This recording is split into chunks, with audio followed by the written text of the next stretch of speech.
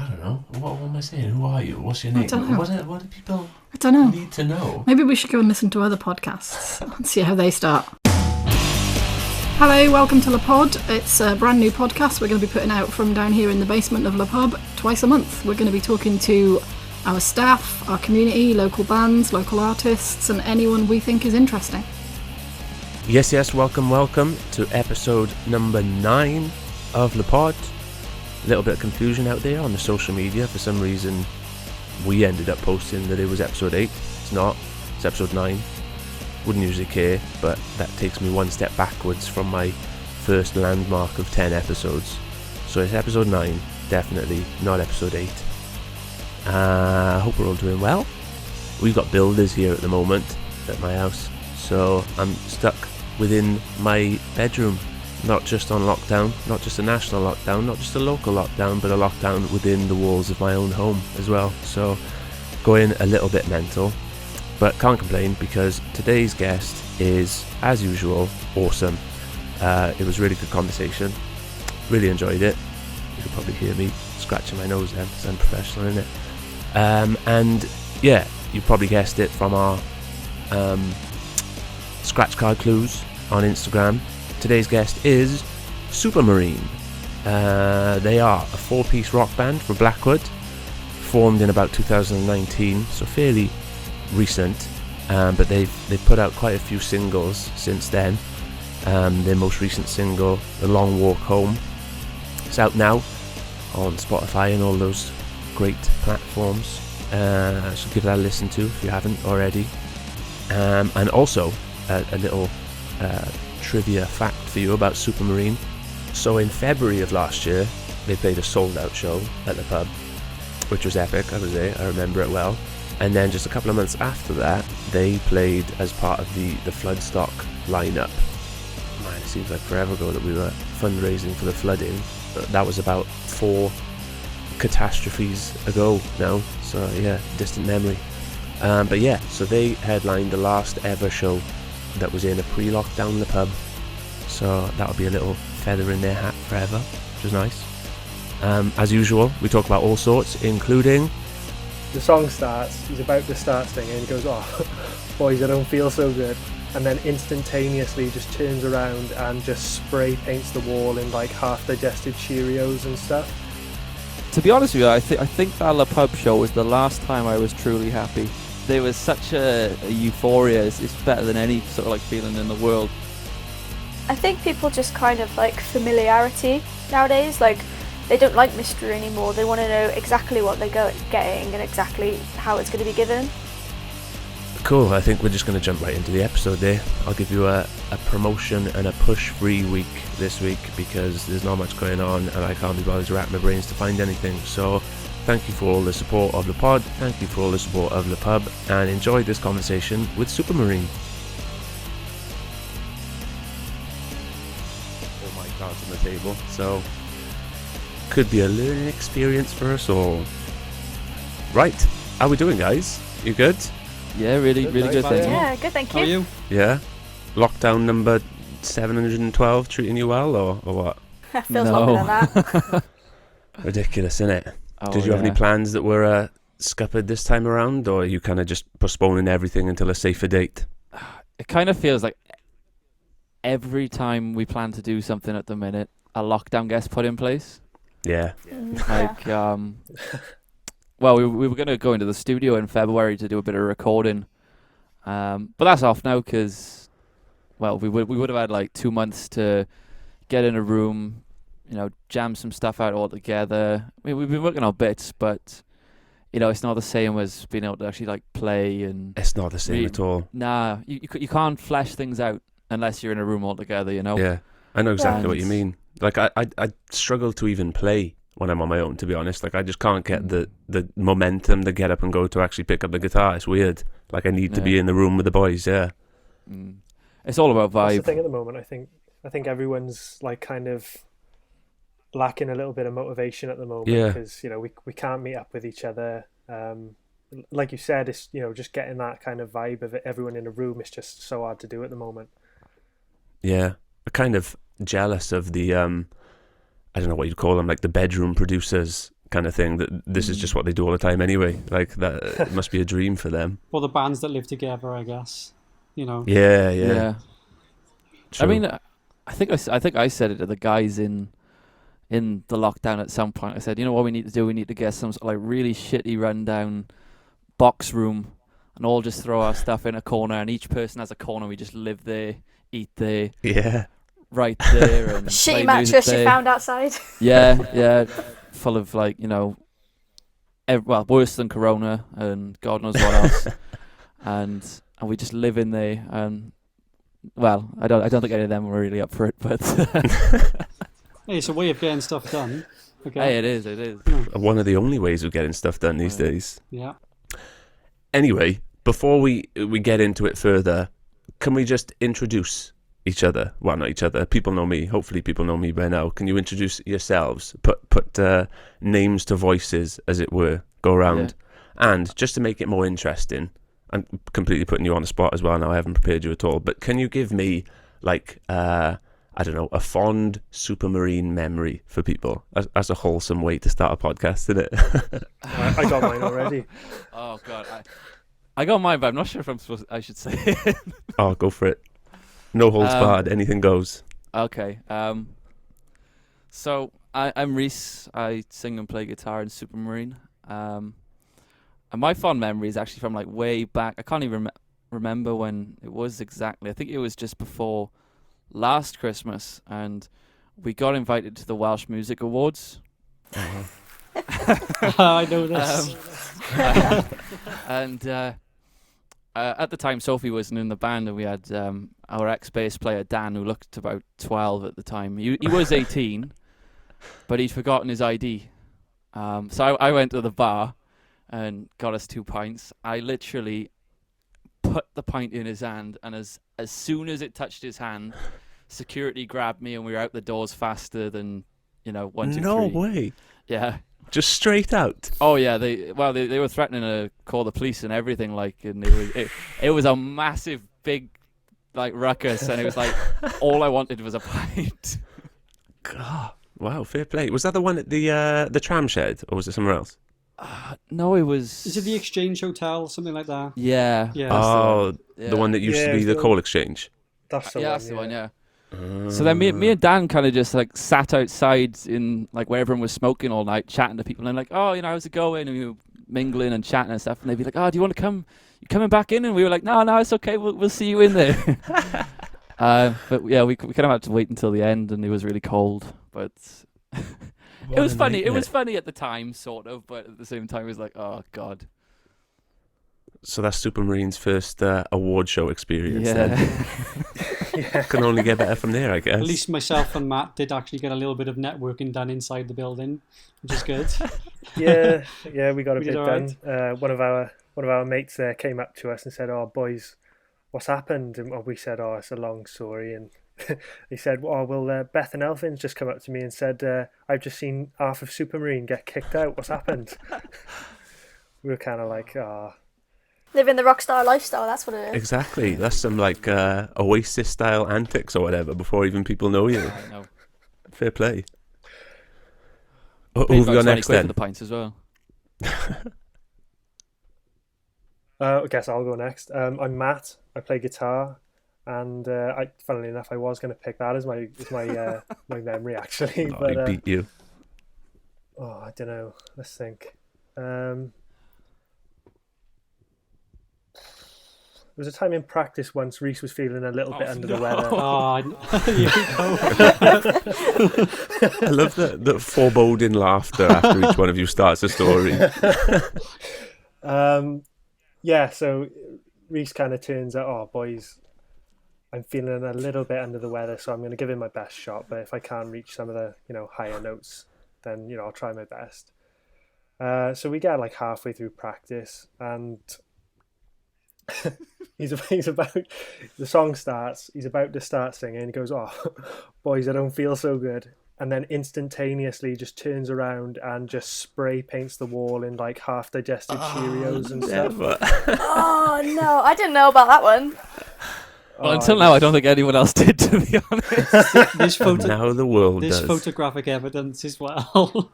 It wasn't Yeah, great. I think we did document it. Yeah. God, He was aiming for the bin, but I guess the wall is close enough. that's second best.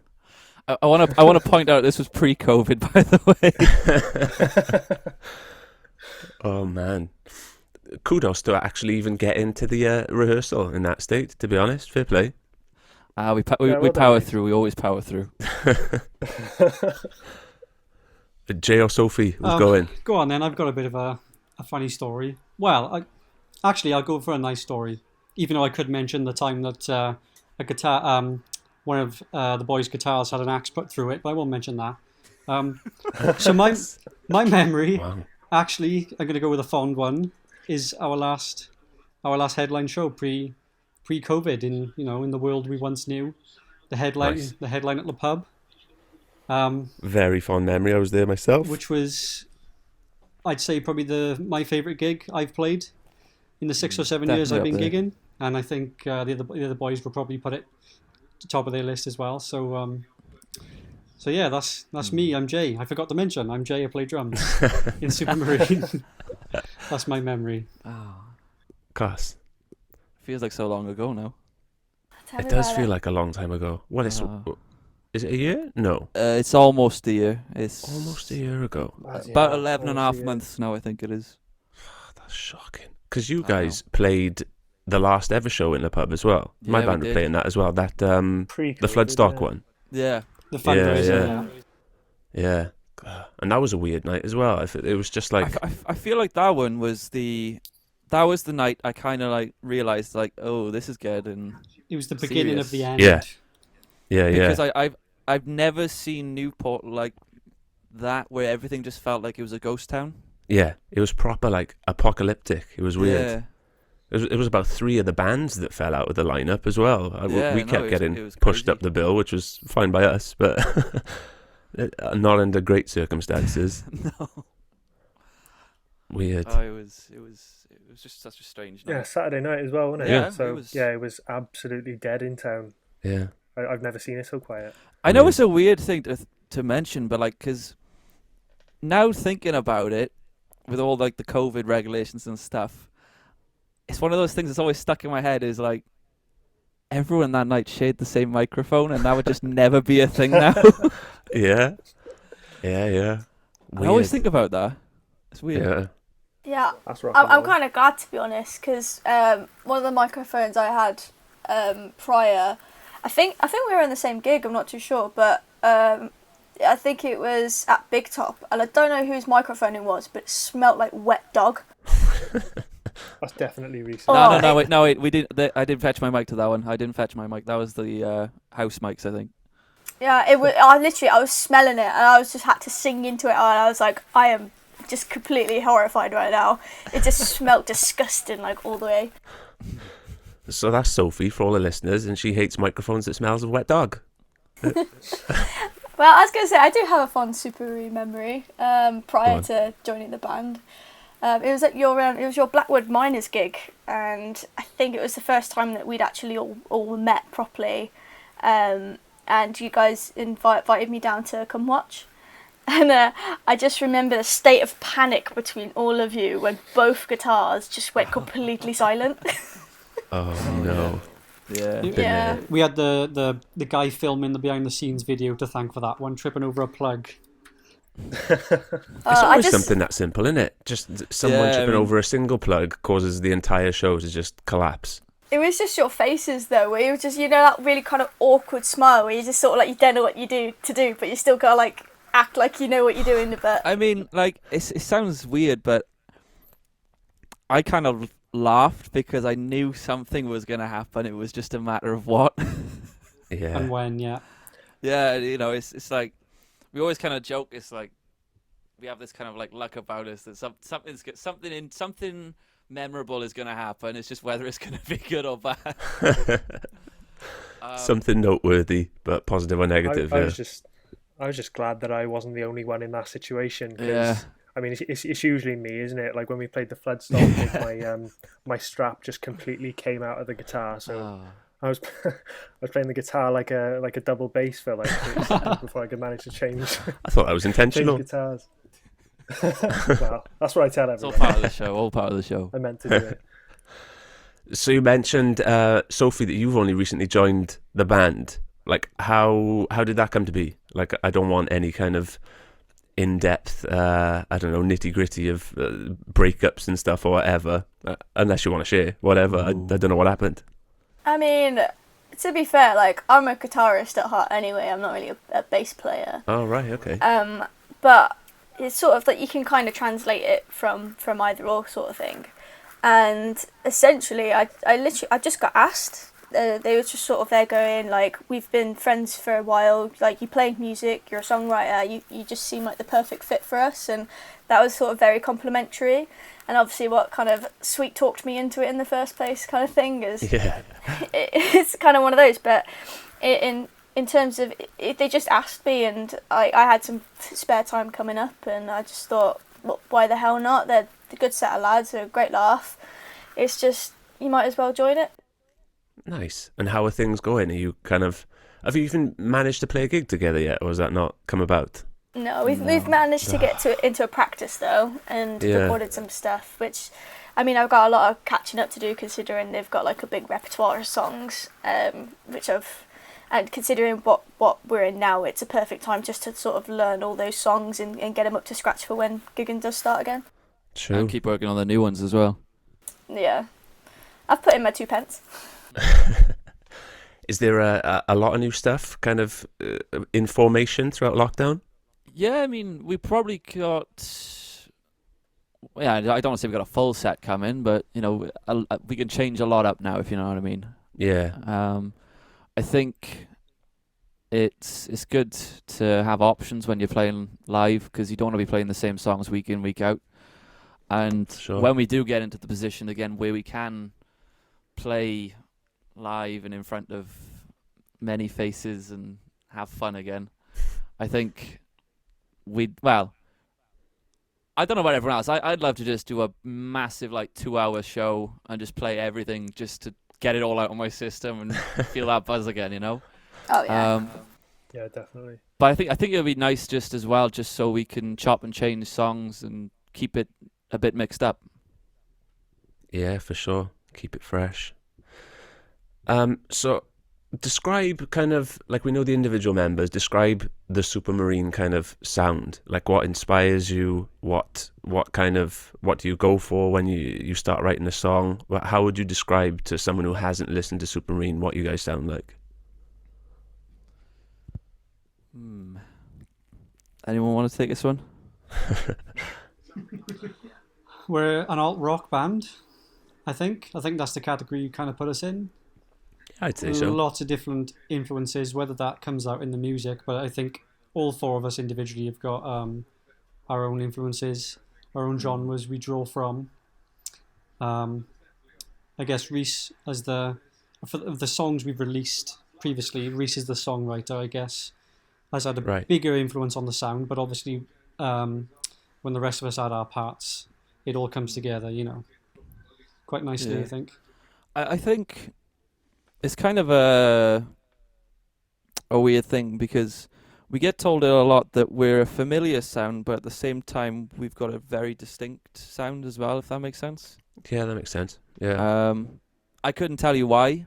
Perhaps it is just because we listen to such a variety of music, and you know, I take influence from everywhere, and if I like, you know, one thing from this genre, I'll, you know, have a bit of that and have a bit of something else, so it does create something a bit different. But you know, I'd say we're in the rock genre, you know. Oh yeah.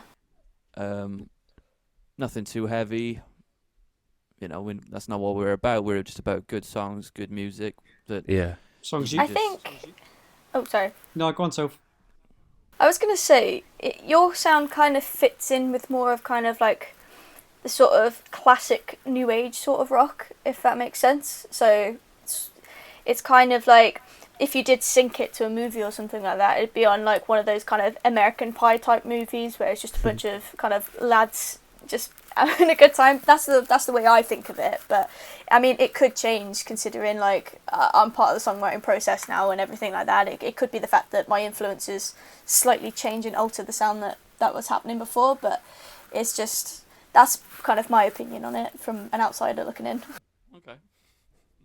You're still referring to yourself as an outsider. Surely you're an integral part of the band now. Well, I'm still quite new.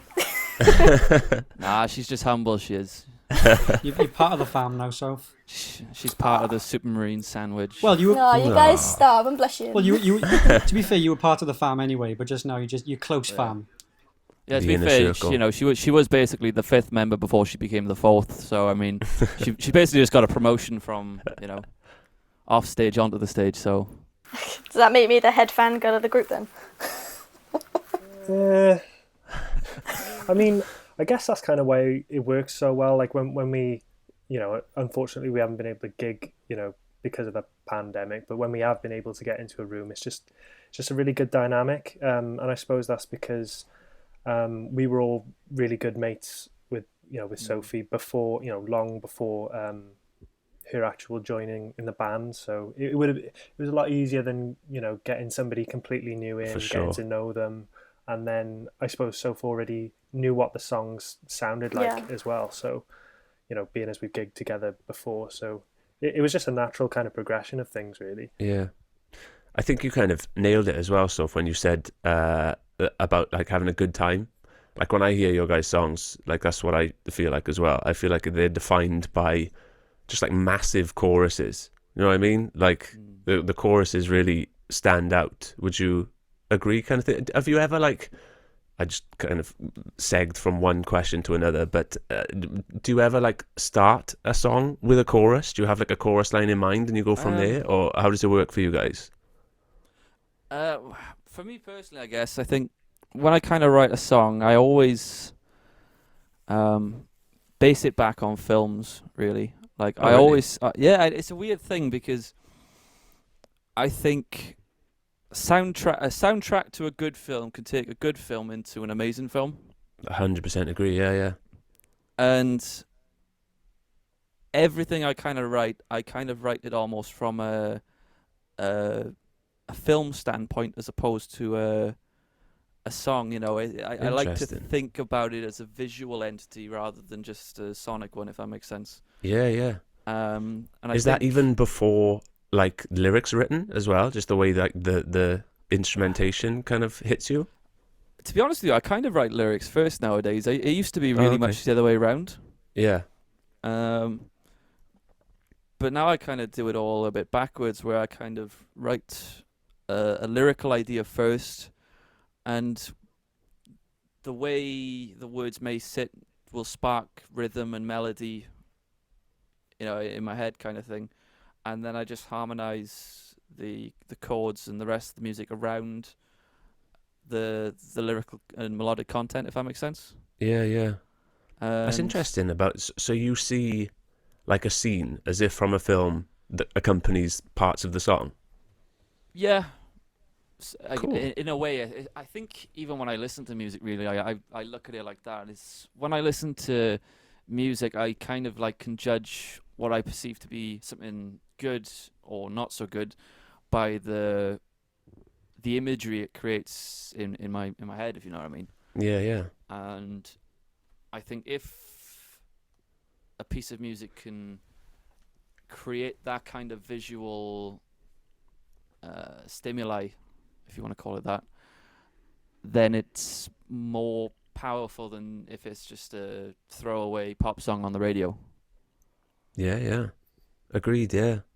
So if we take, for example, I think it's your most recent single, the Long Walk Home.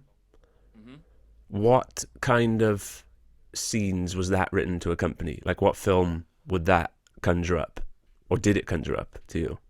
I couldn't give you an exact film. No. But in terms of, the visual sort of stimuli, it's that kind of half-cuts, walking at night, a lot of dark colours, really sort of white lights coming down, just lighting the way home kind of thing, Yeah. Yeah, I can see it. But then, there's other little bits in there as well, and it's quite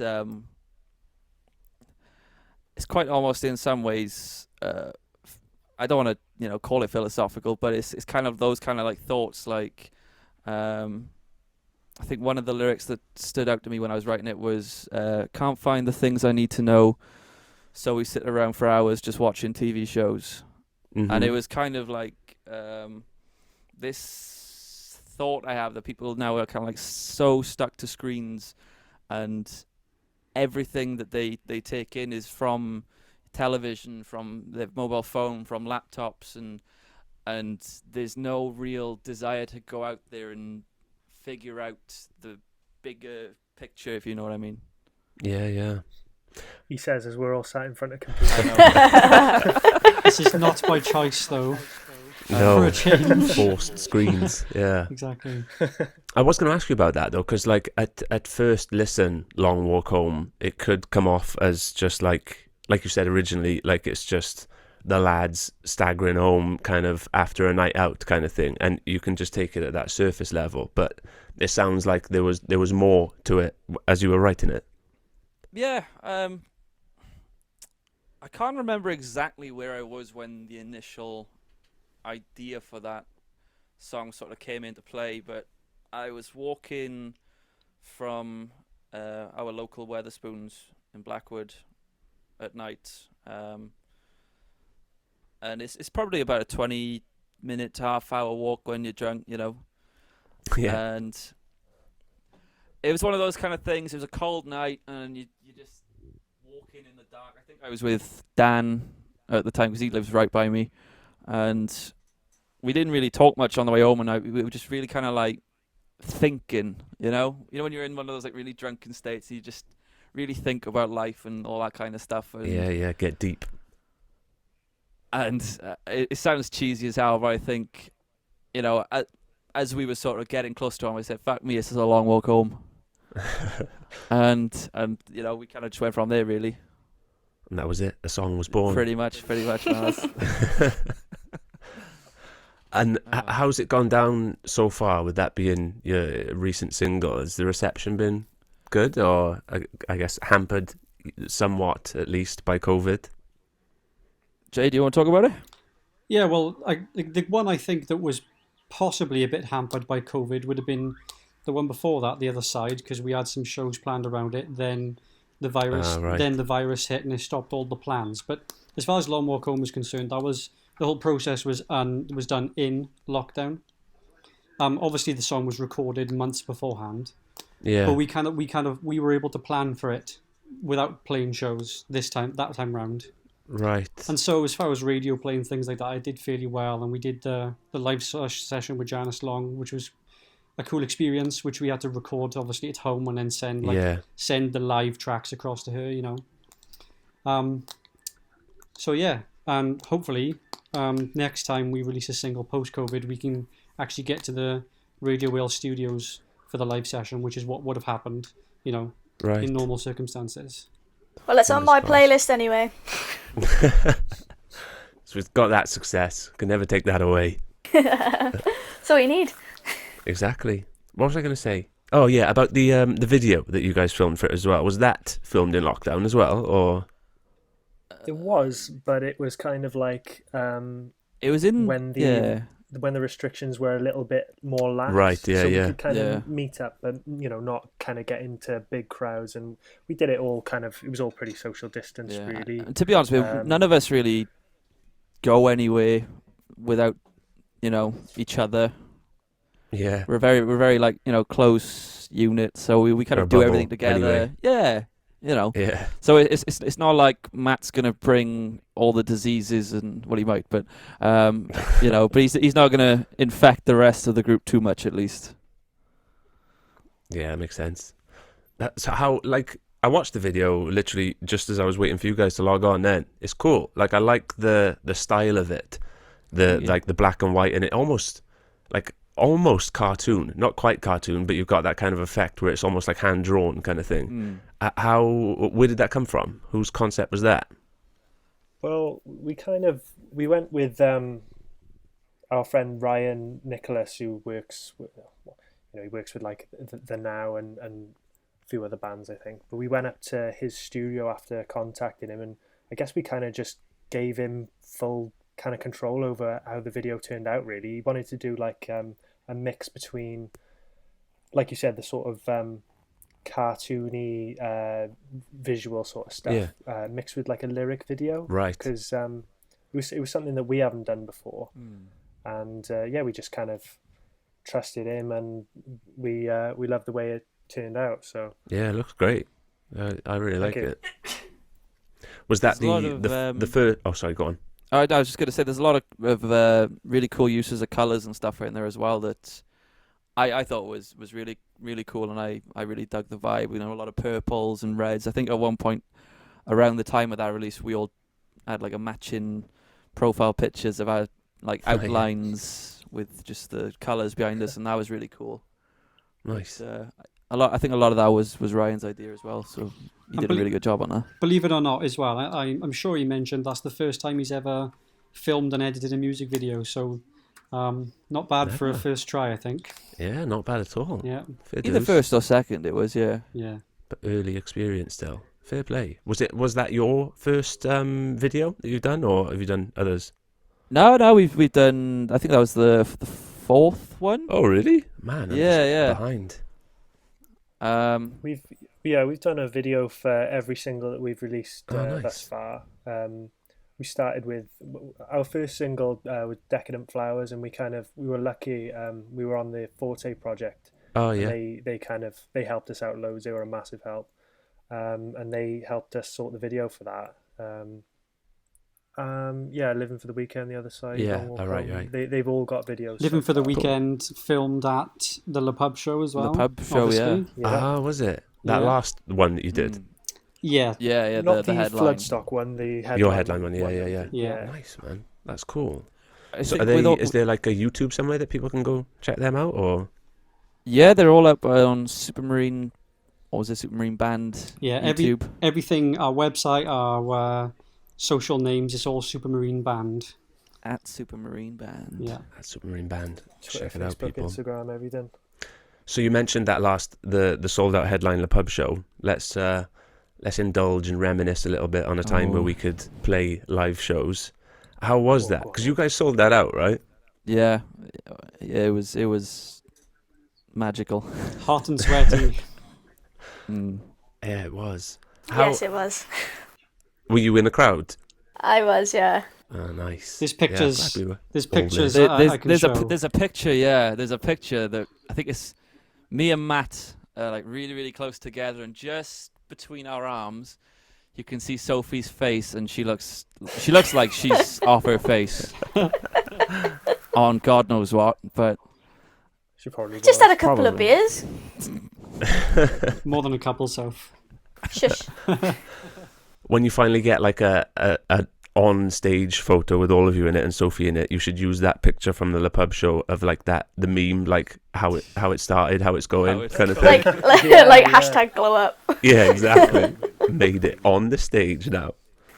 It's like when a fan gets on stage with their favourite band, like I don't know, that kid who played with Metallica once, jumps on stage and all of a sudden he's there in front of God knows how many people. I'm not saying we're playing venues of that size at the moment, but one day maybe. Yeah, can only dream. You never know. One day.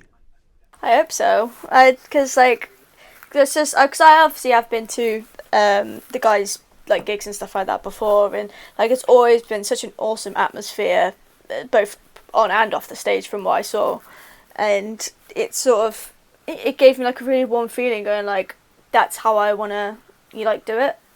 Like for music and everything like that, so it's nice. Yeah. So how did you guys go about selling out that show? Was it like intentional? Like was that your manifesto? We want to sell this show out. How did you do it? I think everything we do, we want to sell it out.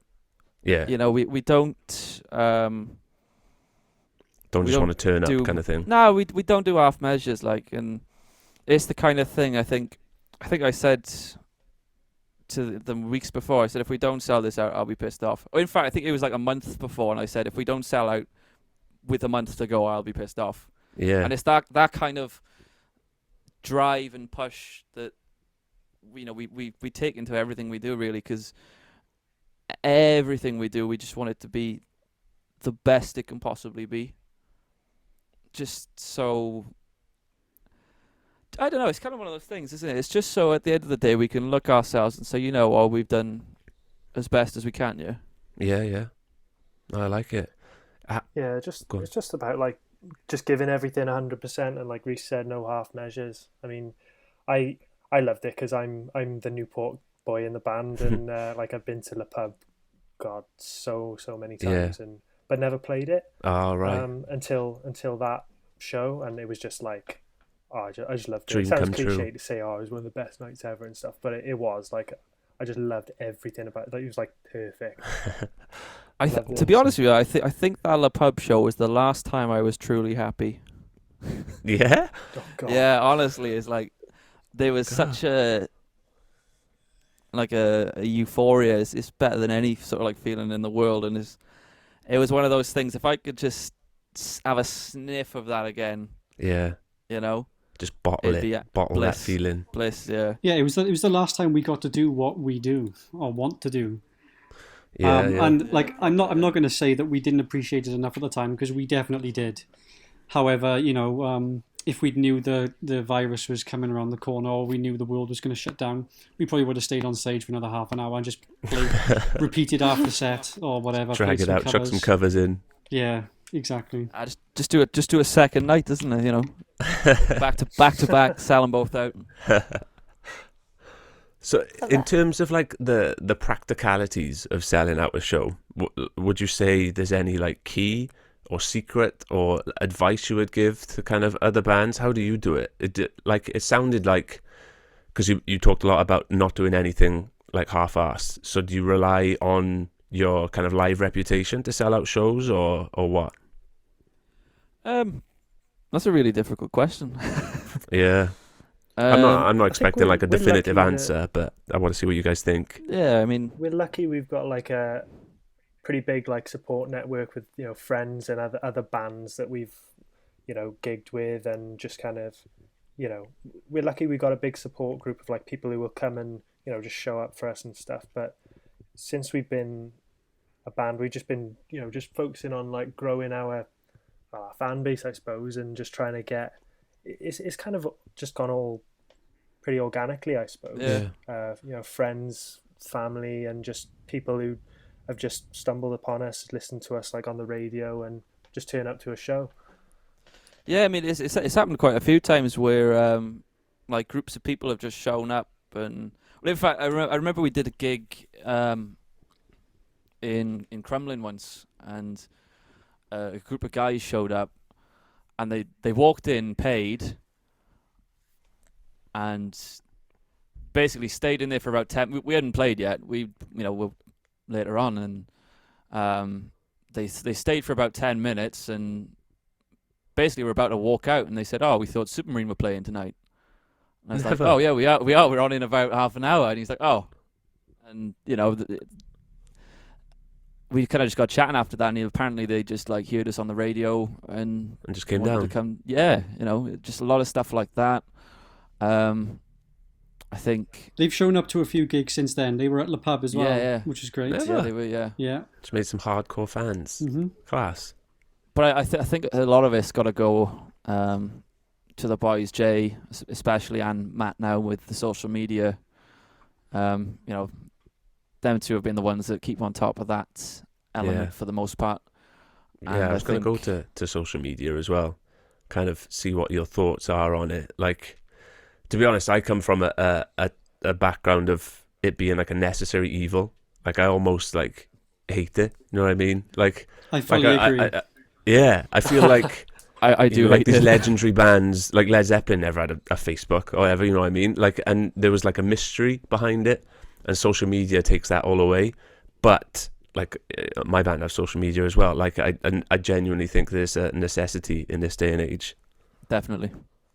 Yeah, you're right. I mean, it's kind of just a product of the time, isn't it? Led Zeppelin didn't have social media because obviously it didn't exist. But then I suppose back then bands could just rely on record sales and stuff like that because streaming wasn't a thing. Yeah, it's a different world. But I think, like you said, I completely agree. It is a necessary evil. I think every band nowadays, if you're starting out, or at a certain level, you need to have social media just because of the way the world is, and the internet is everything, isn't it? So Yeah. just creating a buzz and announcing things, just keeping the hype train rolling, things like And that. we've heard it straight from industry professionals as well. I'm talking radio producers, managers, kind of like PR people.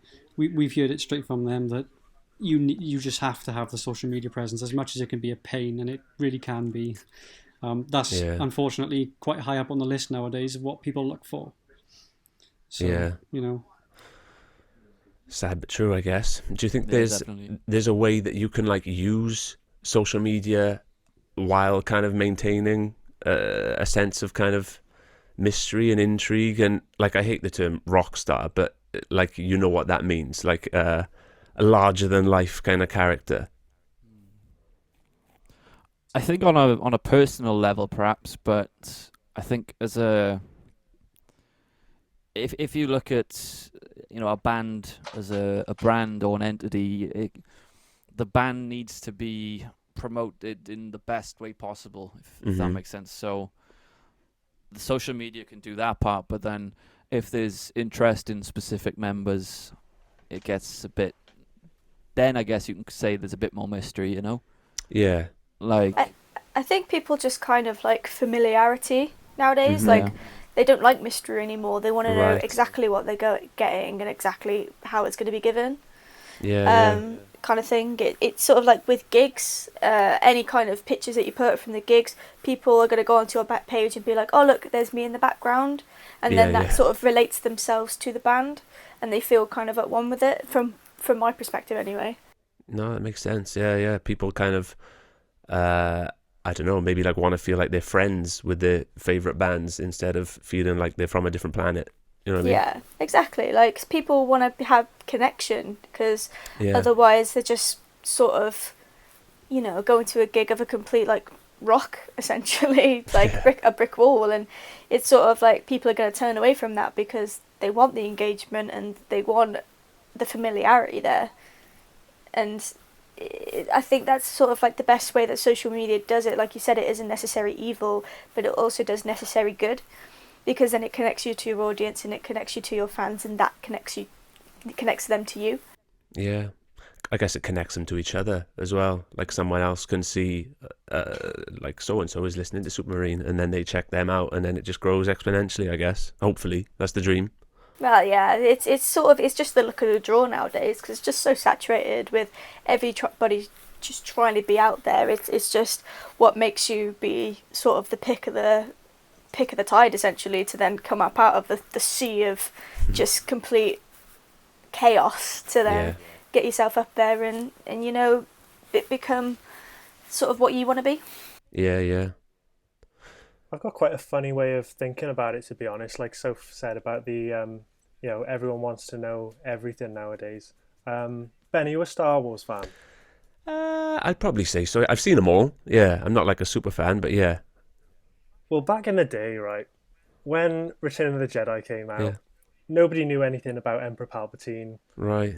He was like this mysterious big bad character nobody had a clue about. People just accepted it because I guess back then things didn't have to be explained and stuff. No, true.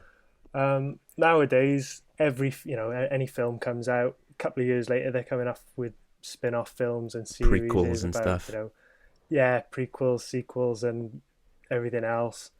And I guess that element of mystery kind of isn't there so much anymore. Yeah, that's true. But I guess you can do it. You don't have to kind of reveal everything at one go. Like, if you're working on something, you can kind of drip feed it, I guess, on the social medias. But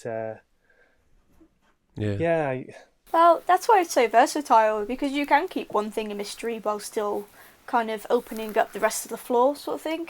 It's essentially like with a magic trick, going like, oh, look over here, while something's like secretly happening over there, kind of thing. Right. Yeah, true. You can make it work for you in different ways. Yeah. Yeah, I like that. Well, I feel like we've kind of solved the problem of how to use social media in a rock band now. So I guess we can move on. So tell me a little bit about, like, I know you guys only formed in 2019, right? Yeah, I think so. So not a huge amount of time ago, but I wanted to just kind of hear about your, like, both your studio experiences so far and any tour experiences you might have. Like, how has that kind of side of things been? Well, the studio kind of stuff, we've always had a great time. We've recorded each time with Rich Jackson down in Newport. All right. Yeah, just because we work really well with Rich. Yeah. He's he's really good at what he does, and we get a good sound out of it. So we just keep going back. I think the first two releases, me and Jay were the only ones that played on, because Matt and at the time Dan hadn't joined the band yet. Right. But then The Other Side and Long Walk Home was our first real, the four of us in a studio together. Yeah. And this session we had booked in February now would have been, us and Sophie's first time in together. But it's just a matter of when we can get back in there and do that now. Yeah, of course. And then, have you managed to put together any sort of tour yet, or is it still kind of individual shows? Well, we did have a tour booked, but that was in April of last year, so... Peak nightmare time. Yeah, I briefly just mentioned as everything it. Kicked off. I briefly mentioned it when I said about... It was the fact that the Other Side, that single, kind of got impacted at the time. Right, so it was because that one. Okay. the shows were booked around it. And, and when we say a mini tour, we're not just saying kind of like playing just a couple of shows in Wales. We were travelling up to London, Bristol, and a couple of other places as well, trying to further the reach, I guess. Yeah. And we put it together ourselves as well, which I'm not saying is not done, it's not unheard of, but we didn't have a company helping us out. We were all contacting venues ourselves, emailing, phoning, and it was probably going to be a good time. Yeah, I'm sure of it. Yeah. Yeah. Well, don't talk of it as if it's never going to happen. I guess it's just postponed. It's just it's just a matter of when. Waiting in the future. Yeah. So yeah, I mean, it was so frustrating though, man. I mean, we had a van that we had just bought, and so you we bought were the van. So ready to just yeah, we bought a cheap little van that we came across, and started doing like little repairs on it and stuff. But then COVID decided to happen, and we had to sell it, sadly, just because we would have been spending too much money on MOTs, just keeping tax, it up, insurance, things like that. So I guess it was. I think we had the Cardiff Music Awards was on something around like the 9th of April, I think, on the Thursday, and then we were due to play Club on the Saturday, which kind of kicked things off then. Yeah.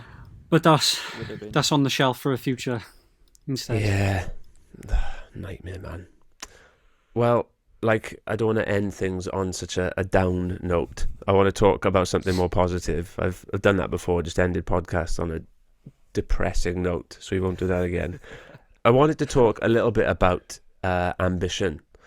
And like in this industry, that can be a dirty word as well. Like, you don't want to be the person who thinks that they're going to make it or dreams that they're going to make it kind of thing. But I feel like you're selling out shows already, and like we were saying, like, your songs just have like massive sing-along choruses. There are places that you guys could go for sure. So I wanted to kind of hear what you're thinking about your ambitions, where you want Supermarine to go, honestly. Well, I think we'd all be lying if we said, we didn't want to take it as far as we possibly could. Yeah. Yeah. I think there's two ways to answer the question. Probably the level. Yeah. Sorry, Reese, but the level-headed one is kind of like just try and make it sustainable and try to make a living out of it. And then the other one is as Reese just mentioned, the dream. Stadium tours, albums. Yeah. Living out the back of a van. Yeah. Well, by that point it'd be a bus, but. Yeah. Yeah. I mean, I think, like you said, it's just, it's just a matter of I think it's one of those things, isn't it? I think the time of the massive record deals and 18-month or 32-month world tours, they don't exist anymore. Yeah. But I think all of us want to make it a reality if we could, and it's just a matter of fate, really. Yeah. It all comes down to that. It's either meant to be or it isn't, and you just got to put the work in for it. And if it pays off, it pays off. If it doesn't, well, at least you can look yourself in the eye and say, "Hey, I give it a go." Yeah, exactly. Yeah, I mean, like we're not under some illusion that give it 2 years, guys, we'll be playing Wembley and stuff like that. We're just doing it, just trying to take it as far as we can and as high as we can, and just putting 100% into like everything that we can do, and just kind of hope it goes from there, really. Because just I mean, who doesn't want to do what they love for a living at the end of the day? True. Yeah, so keep putting in the work, and what you're saying is that you wouldn't be opposed to playing Wembley Stadium in 2 years' time. I mean, if it happens, it happens. If it's on the cards, we'll be there parked outside tomorrow. But Wembley, give us a call. Yeah, if you're listening. A lot of people would say, would you be nervous to play Wembley Stadium? And maybe I would change my mind like 5 seconds before I go on. But right now, I would say, absolutely not. I wouldn't be nervous. I want to play it. I'd just get me up there. Let me do it. Yeah. I wouldn't mind 1 week back at the rehearsal studio first, just to make sure everything is exactly. still as fresh as it should be. Just to tighten up a little. I was gonna say, like, speak for yourself, Jay. I'd be absolutely brilliant. No. Yeah. I mean, at the end of the day, there's nothing stopping, like, even us or any other band, just buying out, like, even your own kind of equipment in terms of, like, speakers and stuff like that, and just going into, like, random pubs and being like, we're not a covers band, we're an originals band, take it or leave it kind of thing. Mm-hmm. Like, there's so many, like, options that you could do. It's just sort of endless. I mean, the whole, like Reece said, the 30-month tours and everything like that have gone out the window, but it doesn't mean that you can't attempt it. It's true, yeah. And just because the long world tours are out the window for now doesn't mean that they're not going to come back. You know what I mean? Like, the music industry is so cyclical. It's ridiculous. Like, pop stars do it still. Like Beyonce and all that. They'd easily do a 30-month world tour. Who's to say that a band like Supermarine won't kind of enter the zeitgeist and change things in that direction? You know what I mean? Oh, people are always adapt to change. Yeah. You're completely right about the whole cycle thing. I mean, vinyl's back. More and more bands are selling things like cassettes on their merch sites now. So, everything's a cycle, I suppose. Joking aside, though, like on your website under the live dates thing, the first date there is a show at Caldecott Castle. It says, like, that sounds massive. It is actually a really, really big place. Yeah. It is. It's part of a festival. It is, but okay. It is a mad day out. Yeah. What festival is that? It's the Welsh Cider Festival. Ah, okay. Nice. Myself and Reece were lucky enough to play the venue a few years back in a slightly earlier version, you could say, of Supermarine, but we were meant to headline the closing night on the bank holiday last year. Again, just another one of the many shows which didn't happen, so they've rescheduled it for this May. So okay. Fingers crossed. Fingers crossed. That's all we can do. Just hope. May's cutting it close, isn't it, really, as well? But you never know. Hopefully. Hey, we just see how it goes, isn't it? Yeah. So, enough about Supermarine for a second. I want to hear your kind of recommendations, like ones to watch locally on the local scene. Is there anyone like catching your eye that you want to shout out? Oh yeah, I mean, there's loads of bands. Obviously, we gotta give our friends' bands a mention. They help us out where they can. Vela. Who else? 39 Broad Street, Cancel Transmission. Yasmin and Euphoria. Euphoria. Yeah. Who else, guys? One I came across recently, I was doing a bit of judging for the Fortnite project, and I came across a group called Holy Home Video. Holy Home Video. Yeah, from Swansea, and it was, one of those things where you listen to and you go, oh, like that is the, that they got something That's good there. something. Yeah. Nice, man. But yeah, I thought they were really, really cool. Holy Home Video. I'll have to check them out as well as anyone who might be listening. Do you feel like there's quite a community of bands at the moment around, well, I guess around Cardiff and around Newport and stuff? Do you feel that sense of community? I think Cardiff, definitely. Newport, I think, I don't know. I feel like the Cardiff one is a lot more pronounced. Yeah, I kind of feel the same. Whereas Newport, I feel, especially in like recent years, it's like I remember when I was in college and stuff like that, and the Newport sort of like music scene was booming, and it just seems to have not died, but it's pulled back a bit. Everyone seems a bit more out there. You know what I mean? Yeah. I guess part of it is just the number of venues as well. Like in Cardiff, just on Womanby Street, you've got that hub. Original music venues in Newport, like your numbers are dwindling. Low and shrinking. Yeah. Sad. But I think from us, it's quite an interesting perspective because we're not in Cardiff, we're not in Newport, we're kind of somewhere in between, and we kind of dip in and into both areas quite easily, which has been good for us, I guess, really good. So it is something we've sort of like clocked on.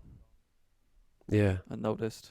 Yeah. I guess Cardiff is the hub, isn't it? It's the capital, it's the place everything's happening. There are tons of venues, like you said. Womanby Street is great, and there are tons of great local bands around. You just kind of meet people as you play out on a Friday, Saturday night, head down to a club or Fuel or wherever you're going, and you'll see there's tons of great bands locally. Yeah, and long may it continue. Well, I say continue. Long may it restart at some point in the very near future. Bloody well hope so. Well, I'll wrap things up. What's on the cards for Supermarine first, and then where can people find out about what those things on those cards might be? Well, Jay, do you want to take this one? Yeah, well, Reese mentioned earlier on, maybe someone else has mentioned it as well, we would obviously do to go to the studio. So when we can make that happen, we will make it happen. And then... What are we kind of recording in the studio? Is it more singles, or is there an EP or an album on the cards? What's happening? We think it's going to be an EP this time around. Yeah? Yeah, something a bit more substantial for people to get their teeth into. Nice. And obviously all the news related to that will be online, so at Supermarine Band on all platforms, and even the website is supermarineband.com. So it's nice and easy to find us. Yeah, and you can... Go on, sorry, I was going to say, you can also check out all the previous songs that are still going to be up on Spotify. Of course. Yeah. Amazing. Thank you so much for your time, guys. It's been Thank you very much for having us. Yes, thanks, Ben. Worries. Yeah, cheers, Ben. Thanks. And it would be remiss of me not to shout out once again about your Le Pub show coming up as well. So definitely. When's that? I should know, probably. Do you know the date? I feel like I should know, so don't worry about it. It's the 3rd of July. Jay, there we go. Jay's the one with the dates. He knows it all. It's the 3rd of July, and I'm praying that the whole world is vaccinated and ready to go by that date. Oh, it better be. It better be. And funnily enough, it's a birthday gig because my birthday's 2 days before. Mine's 4 days after. It's like right in the middle of our birthdays. Nice. It's going to be a big celebration then. Let's make it happen. We'll have a joint pint. Happy Get everyone days. in. We'll have some pints. Get moshing. For sure. Yeah. I will see you guys there. To the ridge and back. Yeah. Great stuff. Thanks, Ben. Nice one. Cheers all once again, and all the Cheers, best. Ben. Thanks for having us. Nice one. Cheers, guys. Ta-ra.